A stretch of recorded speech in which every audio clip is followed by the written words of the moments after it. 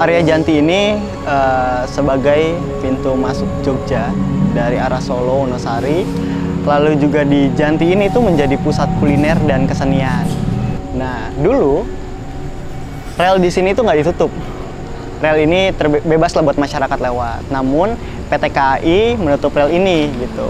Itu pun ada alasannya karena mengurangi resiko kecelakaan. Namun terdengar juga isu-isu dari masyarakat bahwa di rel ini sering terjadi kasus dan juga kecelakaan. Akhirnya itu juga menjadi salah satu alasan kuat tempat ini untuk ditutup. Namun tidak di situ.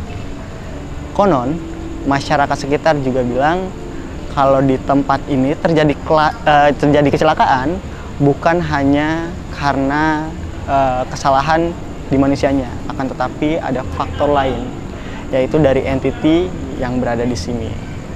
Untuk tanya cerita ini bisa lebih jauh sampai mana, kita bakalan coba tanya ke masyarakat dan juga entiti yang ada di sini.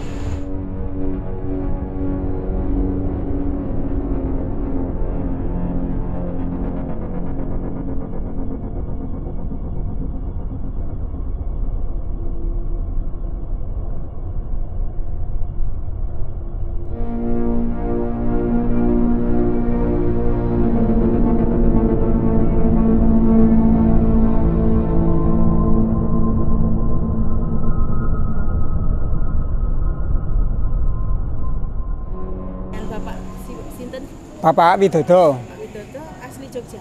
Asli Jogja sini ya. Kalau kecelakaan dulu sebelum rel ini ditutup memang sering terjadi kecelakaan karena kemungkinan yaitu kelalaian petugas penutup. Kemungkinan itu. Kemudian masalah ini memang semenjak ini jalan ini ditutup banyak yang tapi yang sebelah sana, Pak. Yang sebelah barat itu, gitu rata-rata gitu. Berarti malah setelah ditutup malah banyak kejadian yang tapi sebelum tutup memang kecelakaan sering terjadi itu. Bapak Mujiono, untuk selama saya di sini itu yang setahu saya ya, bukan yang di tempat rel itu bukan, tapi sebelahnya 2 kali. Sebelahnya, oh berarti lintasan sebelah sana? Lintas, sebelah sana 2 kali. Nama saya Girianto Ismail. Warga asli Jogja? Warga asli Jogja. Tinggalnya di daerah? Di daerah Janti. Iya, saya dari kecil di sini. Kalau dari kecelakaan mungkin kalau di-quantify mungkin tuh per hampir 2-3 bulan sekali pasti ada kecelakaan di daerah rel. Tapi kalau misal untuk kecelakaan yang daerah jembatan itu tiap bulan pasti ada kecelakaan sih. Terus kalau untuk kejadian atau suicide itu terjadi mungkin juga sekitar 3-4 bulan sekali, tapi nggak tentu. Jadi kayak gitu sih kurang lebih. Pasti ada di tiap 6 bulan sekali atau mungkin setahun sekali. Tapi ya kita udah biasa dengan kabar-kabar ataupun kecelakaan gitu kan. Dulu kalau waktu masih bujang memang pernah lihat secara langsung, Pak. Waktu itu ada seorang tukang becak yang habis mandi di sebelum itu buat bangunan itu kan ada tempat untuk mandi, tempat tukang becak itu. Mungkin karena nggak dengar terus ketubruk kereta itu. Kalau untuk melihat kejadian kecelakaan secara langsung pernah terjadi, pernah lihat dengan mata kepala sendiri. Terus kalau untuk evakuasi itu kami yang warga sini asli Akamsi, anak kampung sini Janti Nyawiji itu kita sering banget untuk evakuasi korban-korban kecelakaan ataupun dan ya mulai dari mungkin nutupin jenazahnya ataupun bantu untuk bersihin darah atau telepon Polsek Depok Barat yang terdekat ataupun juga Harjologito yaitu rumah sakit terdekat.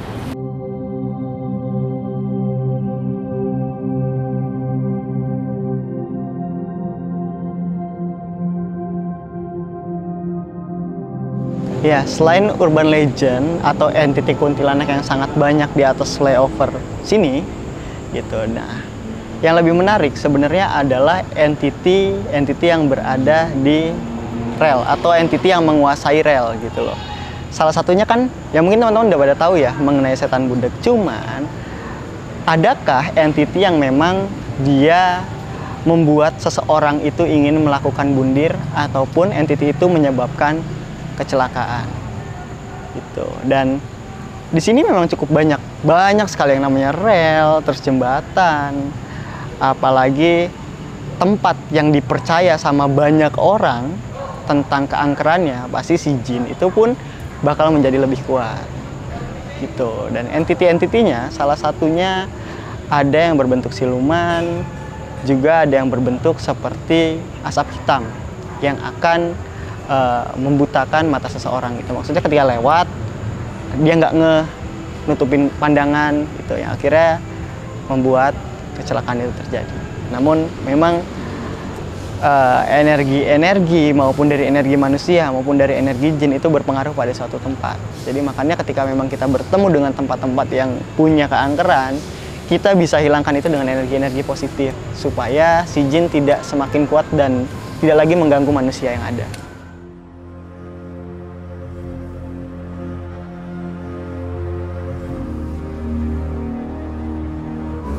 Area Janti niki konon katanya angker.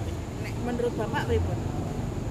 Ya kalau memang angker boleh dikatakan iya.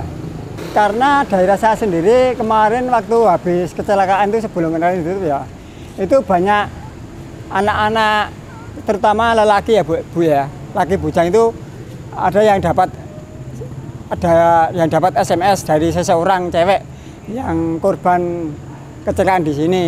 Ternyata setelah dicari alamatnya itu udah alamat rumah kosong gitu. Tapi alamat rumah kosongnya di sekitaran Janti sini. Ya di sini, waktu itu kan rumah itu memang berpenghuni tahu, terus sudah ditinggal penghuninya beberapa tahun, kemudian kayaknya ya dihuni oleh seseorang itu yang cewek korban kecelakaan itu. Dia sering SMS sama pemuda-pemuda.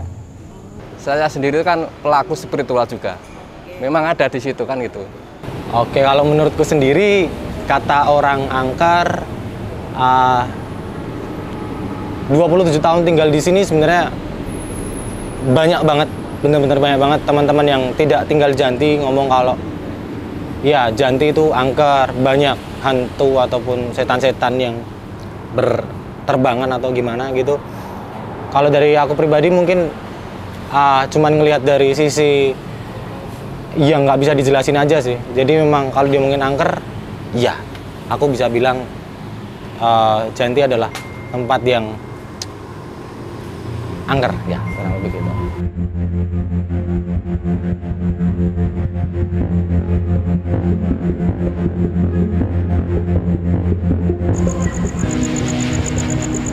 Ya, sekarang kita lagi berada di bawah flyover Janti, di rel Janti tepatnya. Dan di sini sering banget terjadi kecelakaan maupun tragedi berdarah. Konon katanya di sini kecelakaan-kecelakaan itu disebabkan oleh satu entiti. Apakah itu betul? Nah, nanti kita bakalan coba untuk tanya warga yang berada di sini dan juga bertanya pada entiti yang ada di sini.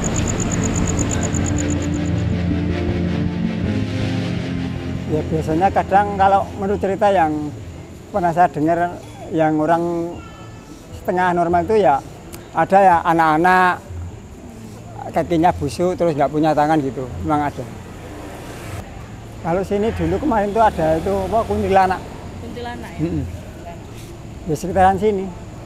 Yang paling terkenal itu ada setan budak sama mungkin sosok-sosok seperti kuntilanak ya, yang paling sering saya dengarkan cerita-ceritanya ataupun teman-teman yang main ke rumah terus atau saudara tadi ada mbak-mbak gini atau ya cerita-cerita seperti yang tadi pernah aku alami, bapak-bapak yang tiba-tiba nggak mendengar apapun di daerah sekitar rel Janti. Dua hal itu yang paling terkenal di sini sih.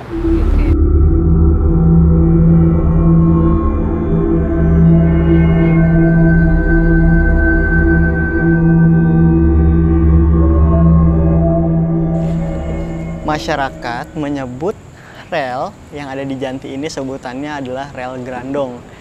Kenapa rel Grandong? Karena rel di sini itu haus banget akan darah. Gila kan? Sampai seberbahaya itu sebutannya. Sampai diyakini sebegitunya entity di sini. Gimana coba? Mengerikan. Nah, selain itu ada satu entity yang diyakini juga sama masyarakat bahwa entity ini bisa menyebabkan atau sering menyebabkan kecelakaan, yaitu setan budeg.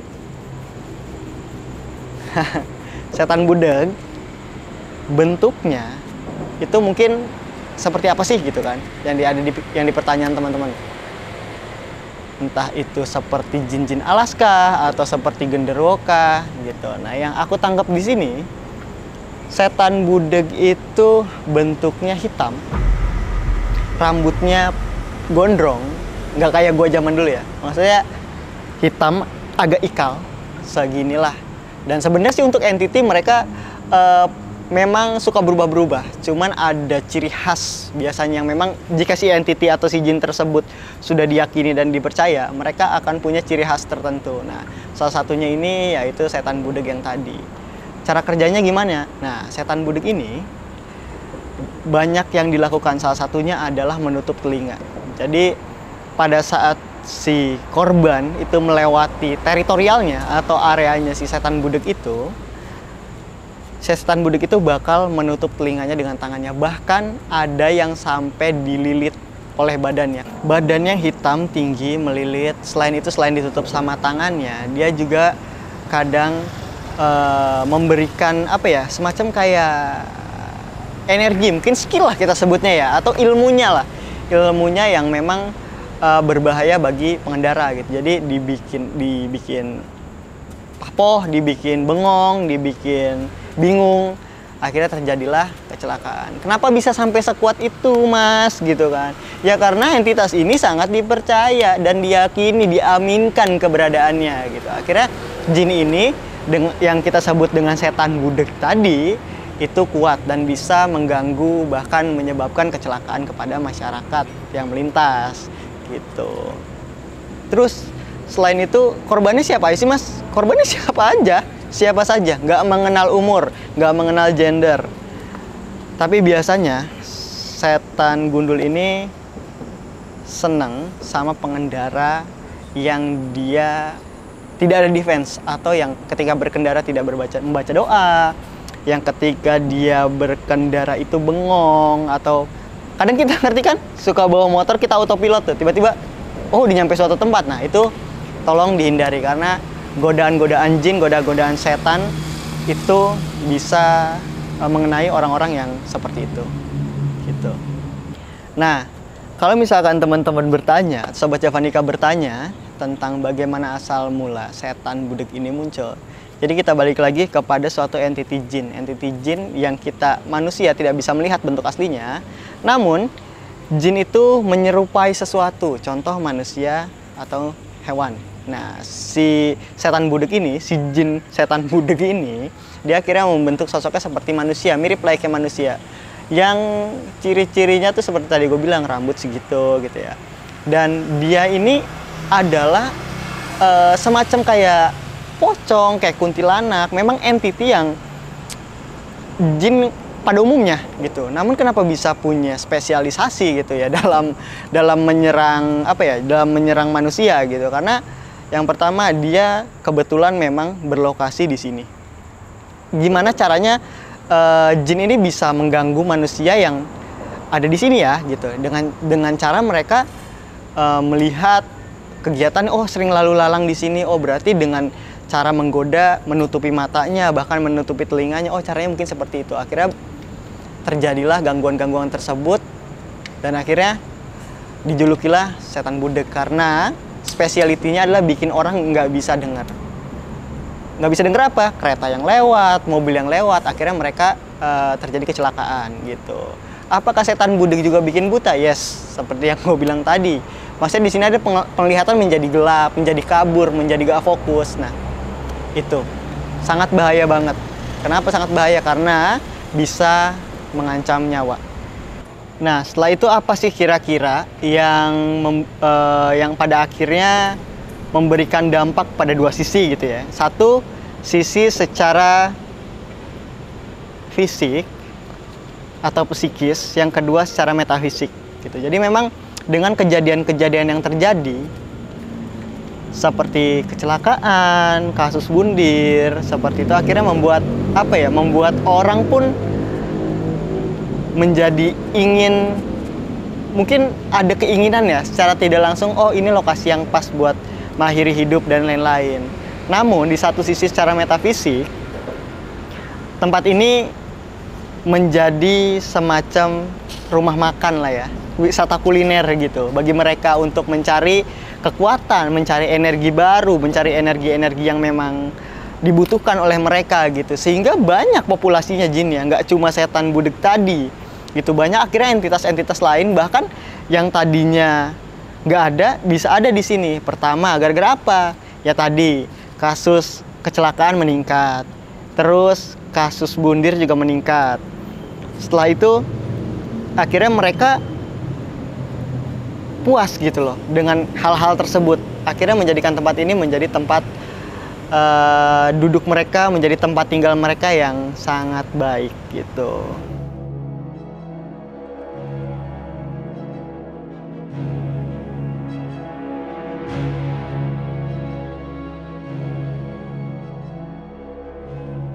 Oh enggak, kalau saya lewat biasa, karena saya yakin.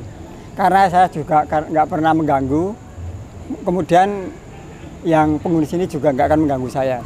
Nah, itu kembali lagi kepada orangnya ya. Kalau imannya takwanya tinggi, ya nggak seperti itu. Memang kalau pikirannya kosong, pasti dia itu yang makhluk-makhluk yang itu kan bisa mempengaruhi. Nah itulah.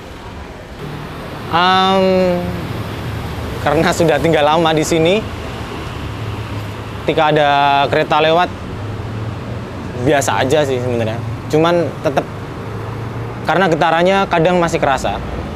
Jadi nggak yang gimana-gimana, tapi tetap aja ngerasa was-was. Karena toh kalau dilihat juga rel kereta atau perbatasannya itu tidak dijaga dengan proper atau nggak dijaga dengan baik lah. Banyak celah untuk kita lewat secara sembarangan.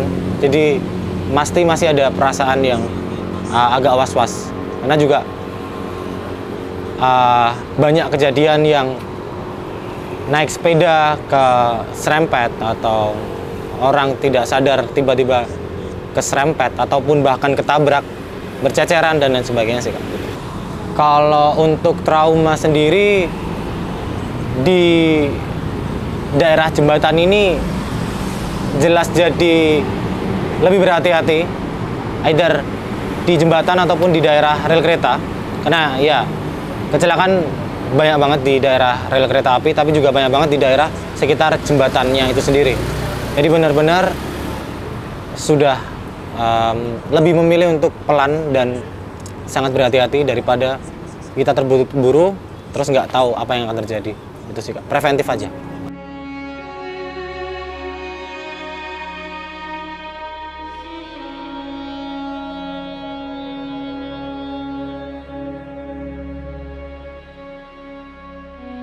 Nah, sekarang kita lagi berada di Selatan Janti, di mana ada juga cerita dari masyarakat di sini gitu, bahwa lokasi yang sekarang ini, yang sedang aku pijak, itu tempat di mana ada orang pernah melakukan bundir.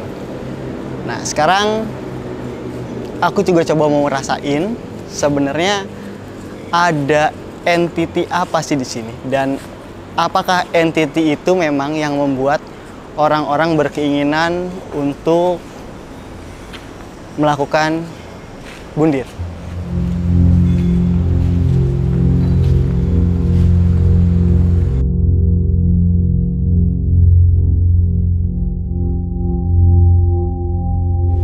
Oke, jadi banyak beberapa kejadian di sini, tapi yang akan kita tunjukkan yang paling dekat dari sini. Jadi, ayo di daerah utara dari rumah saya, kita berangkat ke sana. Jadi lokasinya di ya sekitar 10 meter di depan kita sih, di perempatan ini sih Kak, persisnya. di dekat pohon yang ada itu, di sana. Lokasi orang yang loncat dari jembatan, terus ya turun ke bawah, gitu. Untuk kejadiannya sendiri itu di sekitar jam 6 pagi, ada orang yang jualan nasi rames pagi-pagi dengar suara kayak bom atau apa, ternyata pas dicek ada abang-abang sudah tiduran di sini dengan berlumuran darah di sini. Jadi beliau mungkin jatuh dari atas, loncat sih dari atas, terus jatuhnya di bawah sini, gitu. Kalau setelah dia warga dan sekitaran, terus setelah ada laka atau bundir gitu, mereka ada ritual untuk membersihin gitu nggak sih, atau ya kayak nyelamatin tempatnya gitu?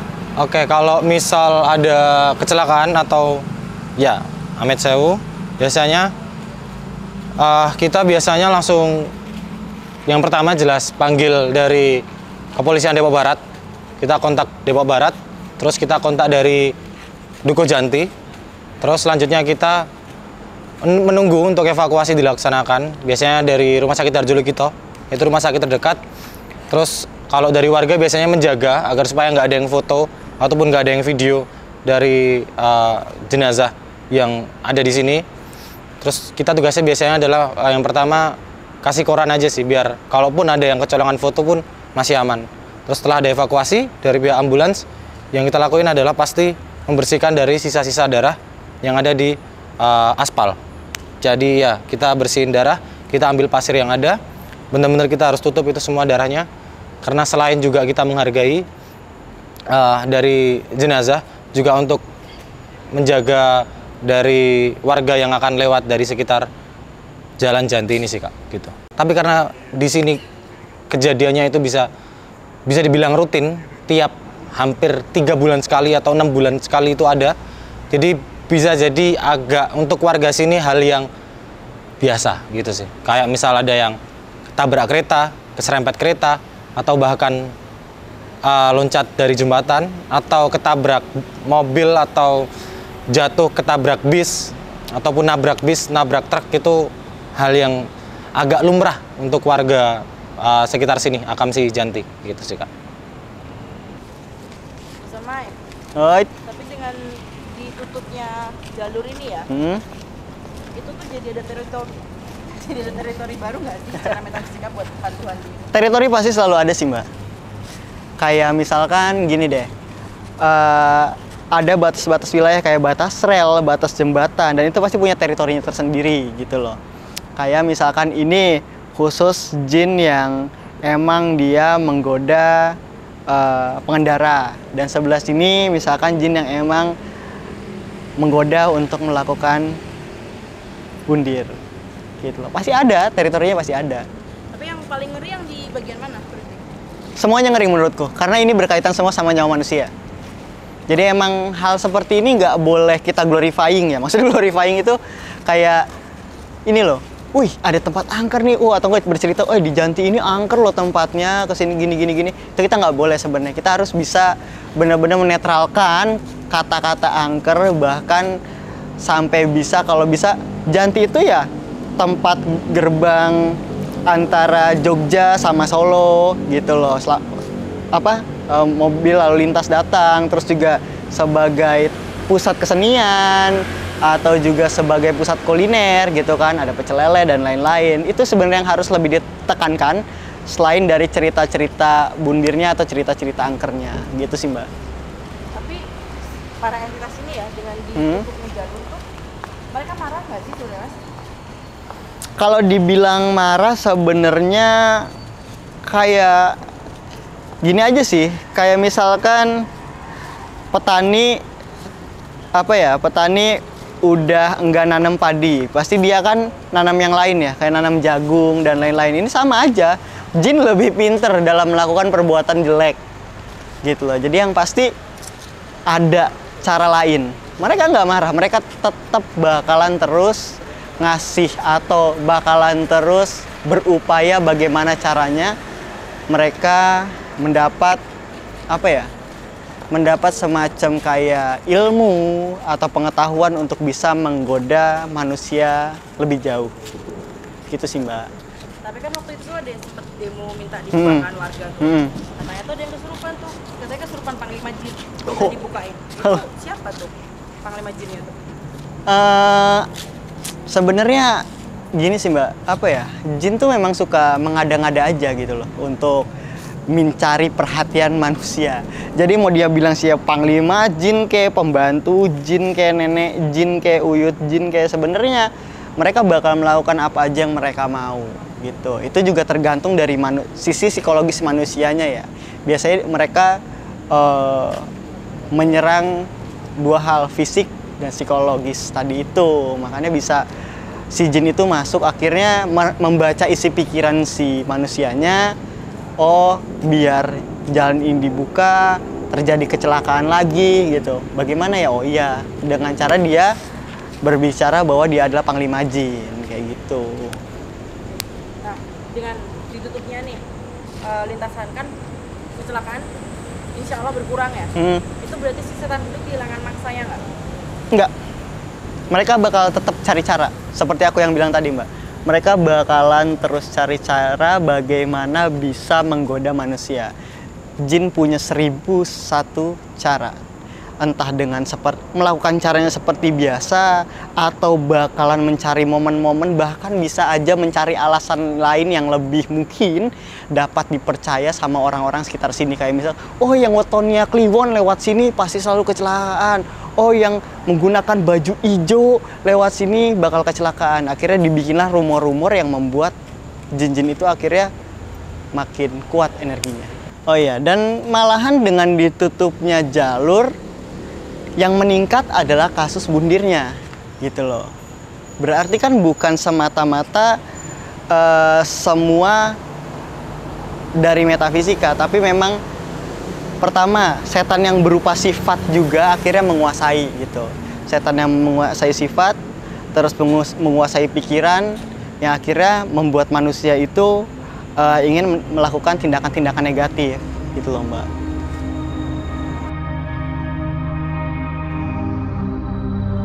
Benar, waktu itu pas saya juga dapat cerita, soalnya waktu itu saya juga pas kerja kan. Itu yang cerita memang ada yang orang-orang sekitar sini, istri saya juga cerita gitu. Terus ngomongnya apa aja? Kalau ibu-ibunya yang kerasukan itu warga sekitar sini tapi pendatang, Mbak. Kebetulan kayaknya kalau nggak salah loh, itu yang jual angkringan kalau siang tuh. Jual angkringan? Kalau siang jual buka angkringan. Itu kejadiannya tapi pas siang atau? Pas siang. Oh, siang. Pas siang kayaknya pas waktu mendemo ini loh, Pak, Mbak. Berarti masih awal-awal. Waktu mendemo ini untuk dibuka itu loh. Oh, iya. Memang itu kayaknya memang benar itu. Iya, ketika kita demo untuk dibuka kembali aksesnya, karena saya terlibat di dalam demo tersebut beserta orang tua saya, ada ibu-ibu yang memang mungkin kerasukan dan berteriak tidak jelas, sempat juga mengucapkan dalam bahasa Jawa kurang lebih seperti ini. Kalau aku nggak salah ingat, tapi kurang lebih ngomong, nek misal ora dibuka bakalan tak tambah wong sing mati nang kene. Jadi iya itu benar, ada yang kesurupan di ketika demo, yang artinya adalah jika ini nggak dibuka bakalan banyak orang yang akan mati di daerah jembatan Janti atau di daerah rel kereta api Janti.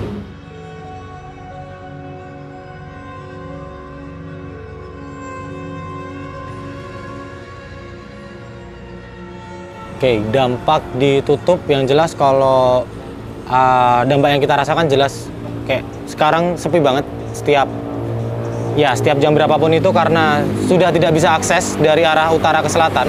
Ya, jadi jalanan berasa benar-benar sepi dan toko-toko yang ada di daerah daerah dari rel kereta ke selatan itu jadi juga terikut dampak sepi.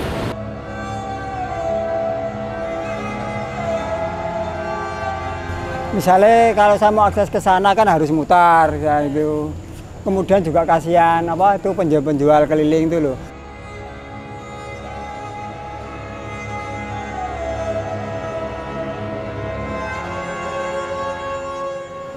untuk yang umum, untuk yang pedagang di sekitaran sini kan semua kan nggak laku lah.